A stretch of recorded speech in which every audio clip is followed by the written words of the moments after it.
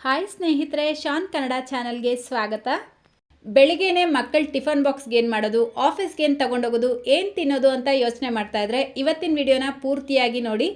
4 different ಆಗಿರುವಂಥ rice ರೆಸಿಪಿಗಳನ್ನ ತಿಳಿಸ್ಕೊಡ್ತಾ ಇದ್ದೀನಿ. ಒಂದಕ್ಕಿಂತ ಒಂದು ಸಕ್ಕದಾಗಿದೆ. ಪುದೀನಾ ಪಲಾವ್, ಪ್ಲೇನ್ ಬಿರಿಯಾನಿ, ಮಶ್ರೂಮ್ ಪಲಾವ್, ನುಗ್ಗೆ ಸೊಪ್ಪಿನ ಫ್ರೈಡ್ ರೈಸ್. ಸೊ ಬನ್ನಿ ಮಾಡೋದು ಯಾವ ರೀತಿ ಅಂತ ನೋಡೋಣ. ನಮ್ಮ ಮೊದಲನೇ ರೆಸಿಪಿ ತುಂಬ ಈಸಿ ಆ್ಯಂಡ್ ಟೇಸ್ಟಿ ಆಗಿರುವಂಥ ಪ್ಲೇನ್ ಬಿರಿಯಾನಿ. ಸೊ ಇದನ್ನು ಮಾಡೋದಕ್ಕೆ ಮೊದಲು ಅಕ್ಕಿನ ನೆನೆಸಿಟ್ಕೊಳ್ಬೇಕು. ನಾನಿಲ್ಲಿ 2 ಕಪ್ ಬಾಸುಮತಿ ರೈಸ್ನ ತೊಗೊಂಡಿದ್ದೀನಿ. ಯಾವ ಅಕ್ಕಿ ಬೇಕಾದರೂ ಉಪಯೋಗಿಸ್ಬೋದು, ಆದರೆ ಬಾಸುಮತಿ ಅಕ್ಕಿ ಉಪಯೋಗಿಸಿ ಮಾಡುವಂಥ ಬಿರಿಯಾನಿ ಟೇಸ್ಟ್ ಇನ್ನೂ ಚೆನ್ನಾಗಿರುತ್ತೆ. ಈಗ ಈ ಅಕ್ಕಿನ ನೀಟಾಗಿ ತೊಳ್ಕೊಂಡು ನೀರು ಹಾಕಿ 15 ನಿಮಿಷ ಮುಂಚೆ ನೆನೆಸಿಡಬೇಕು. ನೆಕ್ಸ್ಟ್ ಈಗ ಗ್ಯಾಸ್ ಸ್ಟವ್ ಮೇಲೆ ಈ ರೀತಿ ಒಂದು ಕುಕ್ಕರ್ ಇಟ್ಕೊಂಡು 4 ಟೇಬಲ್ ಸ್ಪೂನ್ ಎಣ್ಣೆ ಸೇರಿಸ್ಕೊಳ್ಳಿ. ಎಣ್ಣೆ ಬಿಸಿಯಾಗಿದ್ದ ತಕ್ಷಣ ಇದಕ್ಕೆ ಅರ್ಧ ಟೀ ಸ್ಪೂನ್ ಶಾಹಿ ಜೀರಾ, 1/4 ಟೀ ಸ್ಪೂನ್ ಸೌಂಫ್ ಕಾಳು, 1 ಸ್ಟಾರ್ ಅನೀಸ್, 1 ಪೀಸ್ ಚಕ್ಕೆ, 4 ಲವಂಗ, 3 ಏಲಕ್ಕಿ, 2 ಬಿರಿಯಾನಿ ಎಲೆನ ಸೇರಿಸ್ಬಿಟ್ಟು ಫ್ರೈ ಮಾಡ್ಕೊಳ್ಳಿ. ನೆಕ್ಸ್ಟ್ ಈಗ ಈರುಳ್ಳಿನ ಸೇರಿಸ್ಕೊಳ್ಬೇಕು. ದೊಡ್ಡ ಸೈಜಿಂದು 2 ಈರುಳ್ಳಿ, 4 ಮೆಣಸಿನ್ಕಾಯಿನ ಸೇರಿಸ್ಬಿಟ್ಟು ಫ್ರೈ ಮಾಡ್ಕೊಳ್ತಾ ಇದ್ದೀನಿ. ನೋಡಿ, ಈರುಳ್ಳಿ ಬಣ್ಣ ಈ ರೀತಿ ಲೈಟಾಗಿ ಚೇಂಜ್ ಆದರೆ ಸಾಕು, ತುಂಬ ಡಾರ್ಕ್ ಕಲರ್ ಆಗೋವರೆಗೂ ಫ್ರೈ ಮಾಡ್ಕೊಳ್ಬಾರ್ದು. ಈಗ ಇದಕ್ಕೆ 1 ಟೇಬಲ್ ಸ್ಪೂನ್ ಶುಂಠಿ ಬೆಳ್ಳುಳ್ಳಿ ಪೇಸ್ಟ್ ಹಾಕ್ಬಿಟ್ಟು ಫ್ರೈ ಮಾಡ್ಕೊಳ್ಳಿ. ಶುಂಠಿ ಬೆಳ್ಳುಳ್ಳಿ ಪೇಸ್ಟ್ ಸೇರಿಸ್ಕೊಂಡಿದ್ದ ನಂತರ ಒಂದು 2-3 ನಿಮಿಷ ಇದನ್ನು ಚೆನ್ನಾಗಿ ಮೀಡಿಯಂ ಫ್ಲೇಮಲ್ಲೇ ಫ್ರೈ ಮಾಡ್ಕೊಳ್ಳಿ. ನಂತರ ಇದಕ್ಕೆ ಒಂದು ಚಿಕ್ಕ ಕಪ್ಪಲ್ಲಿ 1 ಕಪ್ ಕೊತ್ತಂಬರಿ ಸೊಪ್ಪು, ಅರ್ಧ ಕಪ್ ಪುದೀನ ಸೇರಿಸ್ಬಿಟ್ಟು ಫ್ರೈ ಮಾಡ್ಕೊಳ್ಬೇಕು. ನೋಡಿ, ನಾವು ಸೇರಿಸಿರುವಂಥ ಕೊತ್ತಂಬರಿ ಸೊಪ್ಪು, ಪುದೀನ ಈ ರೀತಿ ಚೆನ್ನಾಗಿ ಫ್ರೈ ಮಾಡ್ಕೊಂಡಿದ್ದ ನಂತರ ಇದಕ್ಕೆ ಒಂದು ದೊಡ್ಡ ಸೈಜಿನ ಟೊಮೆಟೊನ ಈ ರೀತಿ ಸ್ವಲ್ಪ ದೊಡ್ಡ ದೊಡ್ಡ ಪೀಸಾಗಿ ಸೇರಿಸ್ಬಿಟ್ಟು ಫ್ರೈ ಮಾಡ್ಕೊಳ್ಳಿ. ಈಗ ಇದಕ್ಕೆ 1 ಟೀ ಸ್ಪೂನ್ ಅಚ್ಕಾರದ ಪುಡಿ, 1/4 ಟೀ ಸ್ಪೂನ್ ಅರಿಶಿನ, ರುಚಿಗೆ ತಕ್ಕಷ್ಟು ಉಪ್ಪು, 1 ಟೀ ಸ್ಪೂನ್ ಬಿರಿಯಾನಿ ಮಸಾಲ ಪೌಡರ್ನ ಸೇರಿಸ್ಬಿಟ್ಟು ಮಿಕ್ಸ್ ಮಾಡ್ಕೊಳ್ಳಿ. ಈ ಬಿರಿಯಾನಿ ಮಸಾಲ ಪೌಡರ್ ಮಾಡೋದು ಯಾವ ರೀತಿ ಅಂತ ಈಗಾಗಲೇ ವಿಡಿಯೋ ಶೇರ್ ಮಾಡಿದ್ದೀನಿ. ಆ ವಿಡಿಯೋ ಲಿಂಕ್ ಡಿಸ್ಕ್ರಿಪ್ಷನ್ ಬಾಕ್ಸಲ್ಲೂ ಕೊಟ್ಟಿರ್ತೀನಿ, ನೀವು ಚೆಕ್ ಮಾಡ್ಕೊಳ್ಬೋದು. ಅಥವಾ ಅಂಗಡಿಯಲ್ಲಿ ಸಿಗುವಂಥ ಬಿರಿಯಾನಿ ಮಸಾಲ ಪೌಡರ್ ಬೇಕಿದ್ರೂ ಉಪಯೋಗಿಸ್ಬೋದು. ಇದರ ಜೊತೆಗೇನೆ 3 ಟೇಬಲ್ ಸ್ಪೂನ್ ಮೊಸರು ಹಾಕ್ಬಿಟ್ಟು ಮಿಕ್ಸ್ ಮಾಡ್ಕೊಳ್ಳಿ. ಈಗ ಯಾವ ಕಪ್ಪಲ್ಲಿ ಅಕ್ಕಿ ಅಳತೆ ಮಾಡ್ಕೊಂಡಿರ್ತೀವೋ ಅದೇ ಕಪ್ಪಲ್ಲೇ 3.5 ಕಪ್ ನೀರು ಹಾಕ್ಬಿಟ್ಟು ಮಿಕ್ಸ್ ಮಾಡ್ಕೊಳ್ಳಿ. ಅಂದರೆ ಅರ್ಧ ಕಪ್ ನೀರು ಕಡಿಮೆ ಸೇರಿಸ್ಕೊಳ್ಬೇಕು. ಈ ರೀತಿ ಮಿಕ್ಸ್ ಮಾಡಿಬಿಟ್ಟು ಒಂದ್ಸಲ ಟೇಸ್ಟ್ ಚೆಕ್ ಮಾಡ್ಕೊಳ್ಳಿ. ಉಪ್ಪು ಅಥವಾ ಖಾರ ಕಡಿಮೆ ಇದ್ದರೆ ಇವಾಗ ನೀವು ಸೇರಿಸ್ಕೊಳ್ಬೋದು. ನೋಡಿ, ಇದು ಈ ರೀತಿ ಕುದಿಯೋಕ್ಕೆ ಸ್ಟಾರ್ಟ್ ಆಗಿದ ನಂತರ ನಾವು ಮೊದಲೇ ನೆನೆಸಿಟ್ಟಿರೋಂಥ ಅಕ್ಕಿನ ಸೇರಿಸ್ಬಿಟ್ಟು ಒಂದ್ಸಲ ಮಿಕ್ಸ್ ಮಾಡಿ 3-4 ನಿಮಿಷ ಹೈ ಫ್ಲೇಮಲ್ಲೇ ಇದನ್ನು ಕುದಿಯೋದಕ್ಕೆ ಬಿಡಬೇಕು. ಕರೆಕ್ಟಾಗಿ 4 ನಿಮಿಷಕ್ಕೆ ನಾವು ಸೇರಿಸಿರುವಂಥ ನೀರಿನ ಪ್ರಮಾಣ ಕಡಿಮೆಯಾಗಿ ಅಕ್ಕಿ ಮೇಲೆ ಬಂದಿರುತ್ತೆ. ಈಗ ಮತ್ತೆ ಒಂದ್ಸಲ ಮಿಕ್ಸ್ ಮಾಡಿಬಿಟ್ಟು 1 ಟೀ ಸ್ಪೂನ್ ತುಪ್ಪ ಸೇರಿಸ್ಕೊಳ್ಳಿ. ಫ್ಲೇವರ್ ಚೆನ್ನಾಗಿರುತ್ತೆ, ಟೇಸ್ಟ್ ಕೂಡ ಚೆನ್ನಾಗಿರುತ್ತೆ. ಲಿಡ್ನ ಕ್ಲೋಸ್ ಮಾಡಿ ಹೈ ಫ್ಲೇಮಲ್ಲೇ 1 ವಿಷಲ್ ಕೂಗಿಸ್ಕೊಳ್ಬೇಕು. ಕರೆಕ್ಟಾಗಿ 1 ವಿಷಲ್ ಕೂಗಿಸ್ಕೊಂಡಿದ್ದೀನಿ. ಕುಕ್ಕರ್ ಪೂರ್ತಿಯಾಗಿ ಪ್ರೆಷರ್ ರಿಲೀಸ್ ಆದಮೇಲೆ ಲಿಡ್ ಓಪನ್ ಮಾಡ್ಕೊಳ್ತಾ ಇದ್ದೀನಿ. ವಾವ್, ಬಿರಿಯಾನಿ ನೋಡಿ ಎಷ್ಟು ಉದ್ರುದ್ರಾಗಿ ಎಷ್ಟು ಚೆನ್ನಾಗಿ ಕಾಣ್ತಾ ಇದೆ ಅಂತ. ರುಚಿನೂ ಅಷ್ಟೇ ಬಹಳ ಚೆನ್ನಾಗಿರುತ್ತೆ. ಸೊ ಒಂದ್ಸಲ ಮಿಸ್ ಮಾಡ್ದಿರ ಟ್ರೈ ಮಾಡಿ ನೋಡಿ. ಇದರ ಜೊತೆಗೆ ಪ್ಲೇನ್ ಗ್ರೇವಿ ಅಥವಾ ರಾಯ್ತಾ ಸಕ್ಕದಾಗಿರುತ್ತೆ, ಅಥವಾ ಇದೇ ರೀತಿ ತಿಂದ್ರೂ ಟೇಸ್ಟಿಯಾಗೇ ಇರುತ್ತೆ.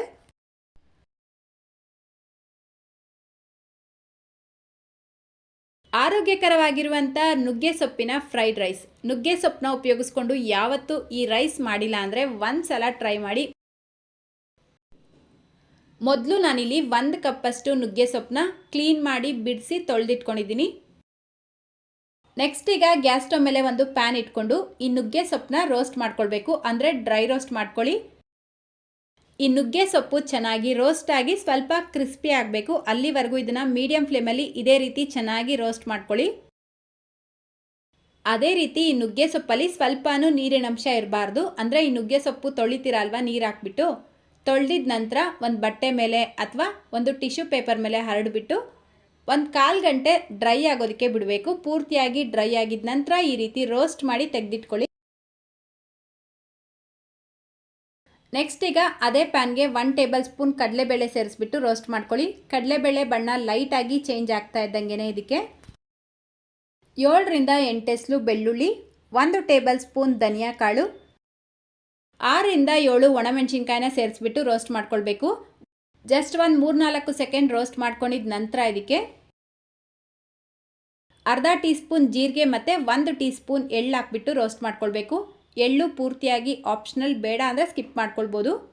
ಜಸ್ಟ್ 1 ಸೆಕೆಂಡ್ ರೋಸ್ಟ್ ಮಾಡಿಕೊಂಡು ಗ್ಯಾಸ್ ಫ್ಲೇಮ್ನ ಆಫ್ ಮಾಡ್ಕೊಳ್ಳಿ. ಈಗ ಎಲ್ಲ ಪದಾರ್ಥಗಳನ್ನು ಒಂದೇ ಪ್ಲೇಟ್ಗೆ ಸೇರಿಸ್ಬಿಟ್ಟು ಪೂರ್ತಿಯಾಗಿ ತಣ್ಣಗಾಗಿದ್ದ ನಂತರ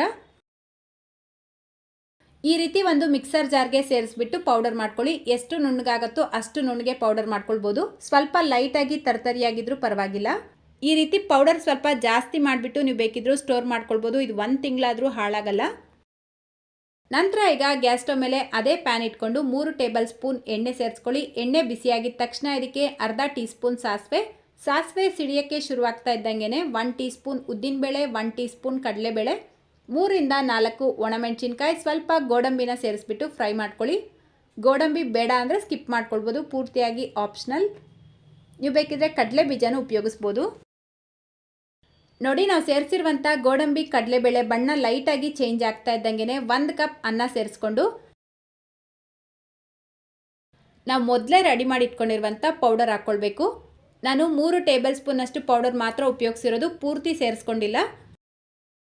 ಅಂದರೆ ನೀವು ಅನ್ನ ಎಷ್ಟು ತೊಗೊತೀರೋ ಅಷ್ಟು ಪೌಡರ್ನ ಉಪಯೋಗಿಸ್ಬೋದು.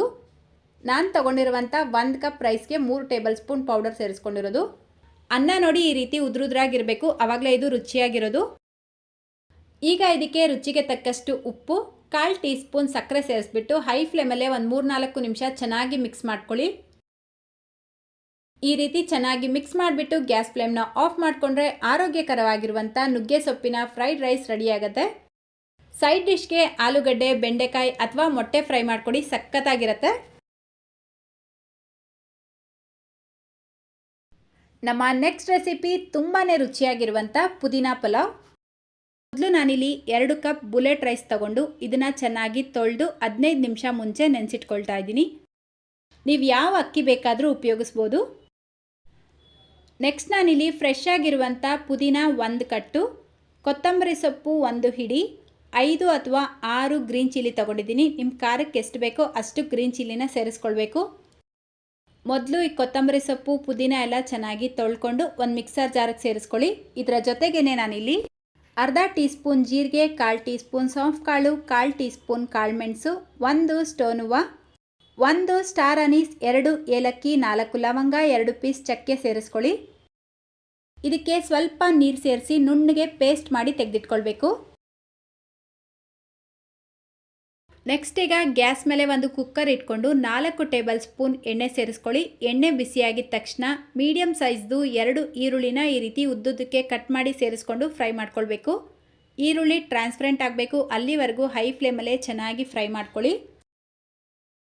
ನಂತರ ಇದಕ್ಕೆ 1 ಟೀ ಸ್ಪೂನ್ ಶುಂಠಿ ಬೆಳ್ಳುಳ್ಳಿ ಪೇಸ್ಟ್ ಹಾಕ್ಬಿಟ್ಟು ಫ್ರೈ ಮಾಡ್ಕೊಳ್ತಾ ಇದ್ದೀನಿ. ಶುಂಠಿ ಬೆಳ್ಳುಳ್ಳಿಯಲ್ಲಿ ಇರುವಂಥ ರಾ ಸ್ಮೆಲ್ ಕಂಪ್ಲೀಟಾಗಿ ಹೋದ್ಮೇಲೆ ಇದಕ್ಕೆ 7 ರಿಂದ 8 ಗೋಡಂಬಿ, ಸ್ವಲ್ಪ ಕಡಲೆ ಬೀಜ ಸೇರಿಸ್ಕೊಂಡು ಫ್ರೈ ಮಾಡ್ಕೊಳ್ಳಿ. ಗೋಡಂಬಿ ಆಪ್ಷನಲ್, ಬೇಡ ಅಂದರೆ ಸ್ಕಿಪ್ ಮಾಡ್ಕೊಳ್ಬೋದು. ಇದರ ಜೊತೆಗೇ 4 ಅಥವಾ 5 ಟೇಬಲ್ ಸ್ಪೂನ್ ಮೊಸರು ಹಾಕ್ಬಿಟ್ಟು ಮಿಕ್ಸ್ ಮಾಡ್ಕೊಳ್ತಾ ಇದ್ದೀನಿ. ನೋಡಿ, ಇದೆಲ್ಲ ಈ ರೀತಿ ಚೆನ್ನಾಗಿ ಫ್ರೈ ಮಾಡ್ಕೊಂಡಿದ್ದ ನಂತರ ಇದಕ್ಕೆ ತರಕಾರಿಗಳನ್ನು ಸೇರಿಸ್ಕೊಳ್ಬೇಕು. ನಾನಿಲ್ಲಿ ಕ್ಯಾರೆಟ್, ಆಲೂಗಡ್ಡೆ, ಬಟಾಣಿ ಸೇರಿಸ್ಕೊಳ್ತಾ ಇದ್ದೀನಿ.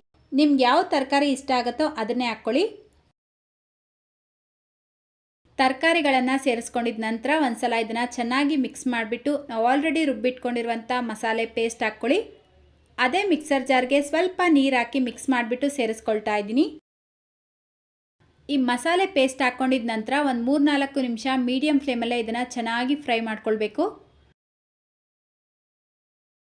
ನೋಡಿ, ಕರೆಕ್ಟಾಗಿ 3-4 ನಿಮಿಷಕ್ಕೆ ಮಸಾಲೆ ಚೆನ್ನಾಗಿ ಫ್ರೈ ಆಗಿ ಇದರ ಕಲರ್ ಕೂಡ ಚೇಂಜ್ ಆಗಿರುತ್ತೆ. ಇವಾಗ ಇದಕ್ಕೆ 1/4 ಟೀ ಸ್ಪೂನ್ ಅರಿಶಿನ, ರುಚಿಗೆ ತಕ್ಕಷ್ಟು ಉಪ್ಪು,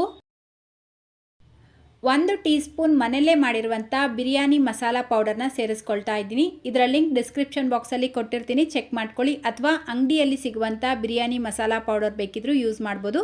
ಇದರ ಜೊತೆಗೇ ಒಂದು ಮೀಡಿಯಮ್ ಸೈಜ್ ಟೊಮೆಟೊ ಸೇರಿಸ್ಬಿಟ್ಟು ಒಂದು ಸಲ ಇದನ್ನು ಈ ರೀತಿ ಚೆನ್ನಾಗಿ ಮಿಕ್ಸ್ ಮಾಡ್ಕೊಳ್ಳಿ. ಟೊಮೆಟೊನ ಮತ್ತೆ ಬೇಯಿಸ್ಕೊಳ್ಳೋ ಅವಶ್ಯಕತೆ ಇಲ್ಲ. ಈ ರೀತಿ ನೀಟಾಗಿ ಮಿಕ್ಸ್ ಮಾಡ್ಕೊಂಡಿದ್ದ ನಂತರ ನೀರು ಸೇರಿಸ್ಕೊಳ್ಬೇಕು. ಯಾವ ಕಪ್ಪಲ್ಲಿ ಅಕ್ಕಿ ಅಳತೆ ಮಾಡ್ಕೊಂಡಿದ್ವೋ ಅದೇ ಕಪ್ಪಲ್ಲೇ 4 ಕಪ್ ನೀರು ಸೇರಿಸ್ಕೊಂಡು ಇದನ್ನು ಒಂದ್ಸಲ ಚೆನ್ನಾಗಿ ಮಿಕ್ಸ್ ಮಾಡಿಬಿಟ್ಟು ಹೈ ಫ್ಲೇಮಲ್ಲೇ ಕುದಿಯೋದಕ್ಕೆ ಬಿಡಬೇಕು. ನೋಡಿ, ಈ ರೀತಿ ಕುದಿಯೋಕ್ಕೆ ಸ್ಟಾರ್ಟ್ ಆಗಿದ ತಕ್ಷಣ ಒಂದ್ಸಲ ಮಿಕ್ಸ್ ಮಾಡಿ ಟೇಸ್ಟ್ ಚೆಕ್ ಮಾಡ್ಕೊಳ್ಳಿ. ಉಪ್ಪೇನಾದರೂ ಕಡಿಮೆ ಇದ್ದರೆ ಇವಾಗ ನೀವು ಸೇರಿಸ್ಕೊಳ್ಬೋದು. ಈಗ ಇದಕ್ಕೆ 15 ನಿಮಿಷ ಮುಂಚೆ ನೆನೆಸಿಟ್ಟಿರುವಂಥ ಅಕ್ಕಿ ಸೇರಿಸ್ಕೊಂಡು ಮಿಕ್ಸ್ ಮಾಡ್ಕೊಳ್ಳಿ. ಅಕ್ಕಿ ಸೇರಿಸಿದ ತಕ್ಷಣ ಲಿಡ್ ಕ್ಲೋಸ್ ಮಾಡಬಾರ್ದು. ಇದನ್ನು ಇದೇ ರೀತಿ ಒಂದು 3-4 ನಿಮಿಷ ಹೈ ಫ್ಲೇಮಲ್ಲೇ ಚೆನ್ನಾಗಿ ಕುದಿಸ್ಕೊಳ್ಬೇಕು. ಈ ರೀತಿ ಕುದೀತಾ ಇರಬೇಕಾದ್ರೆ ಲಾಸ್ಟಲ್ಲಿ ಇದಕ್ಕೆ ಒಂದು ಅರ್ಧ ಟೀ ಸ್ಪೂನ್ ಕಸೂರಿ ಮೇಥಿ, ಅರ್ಧ ಹೋಳು ನಿಂಬೆಹಣ್ಣಿನ ರಸ ಸೇರಿಸ್ಬಿಟ್ಟು ಮತ್ತೆ ಒಂದು ಸಲ ಮಿಕ್ಸ್ ಮಾಡಿ ಲಿಡ್ನ ಕ್ಲೋಸ್ ಮಾಡಿಕೊಂಡು ಹೈ ಫ್ಲೇಮಲ್ಲೇ ಒಂದು ವಿಷಲ್ ಕೂಗಿಸ್ಕೊಳ್ಬೇಕು. ನೋಡಿ, ಕರೆಕ್ಟಾಗಿ ಒಂದು ವಿಷಲ್ ಕೂಗಿಸ್ಕೊಂಡಿದ ನಂತರ ಕುಕ್ಕರ್ ಸ್ವಲ್ಪ ಹೊತ್ತು ತಣ್ಣಗಾಗೋದಕ್ಕೆ ಬಿಟ್ಟು ಈ ರೀತಿ ಒಂದು ಸ್ಪೂನ್ ತಗೊಂಡು ಕುಕ್ಕರಲ್ಲಿರುವಂಥ ಪ್ರೆಷರ್ ಎಲ್ಲ ರಿಲೀಸ್ ಮಾಡಿಬಿಟ್ಟು ಲಿಡ್ ಓಪನ್ ಮಾಡ್ಕೊಳ್ಬೇಕು. ಈ ರೀತಿ ಮಾಡ್ಕೊಳ್ಳೋದ್ರಿಂದ ನೀವು ಮಾಡುವಂಥ ಅನ್ನ ಉದ್ರುದ್ರಾಗಿರುತ್ತೆ, ಮುದ್ದೆ ಆಗೋದಿಲ್ಲ. ಸೊ ಈಗ ಇದು ಬಿಸಿ ಇರಬೇಕಾದ್ರೇ ಜಾಸ್ತಿ ಮಿಕ್ಸ್ ಮಾಡಬಾರ್ದು. ಸ್ವಲ್ಪ ಹೊತ್ತು ಇದನ್ನು ತಣ್ಣಗಾಗೋದಕ್ಕೆ ಬಿಟ್ಟು ನಂತರ ನೀವು ಮಿಕ್ಸ್ ಮಾಡಿಬಿಟ್ಟು ಸರ್ವ್ ಮಾಡ್ಬೋದು. ನೋಡಿ, ತಣ್ಣಗಾದ್ಮೇಲೆ ರೈಸ್ ನೋಡ್ಬೋದು ಎಷ್ಟು ಉದ್ರುದ್ರಾಗಿದೆ ಅಂತ. ತುಂಬ ರುಚಿಯಾಗಿರುತ್ತೆ. ನಾನು ಇದನ್ನು ರಾಯ್ತಾ ಜೊತೆಲಿ ಸರ್ವ್ ಮಾಡಿದ್ದೆ, ಸಕ್ಕತ್ತಾಗಿತ್ತು. ಸೊ ಮಿಸ್ ಮಾಡ್ದಿರಾ ಈ ರೆಸಿಪಿನ ನೀವೆಲ್ಲರೂ ಟ್ರೈ ಮಾಡ್ತೀರಾ ಅಂತ ಅಂದ್ಕೊಂಡಿದ್ದೀನಿ. ಟ್ರೈ ಮಾಡಿ, ಖಂಡಿತ ಚಿಕ್ಕವರಿಂದ ಹಿಡಿದು ದೊಡ್ಡವರವರೆಗೂ ಎಲ್ಲರಿಗೂ ಈ ರೆಸಿಪಿ ಇಷ್ಟ ಆಗುತ್ತೆ.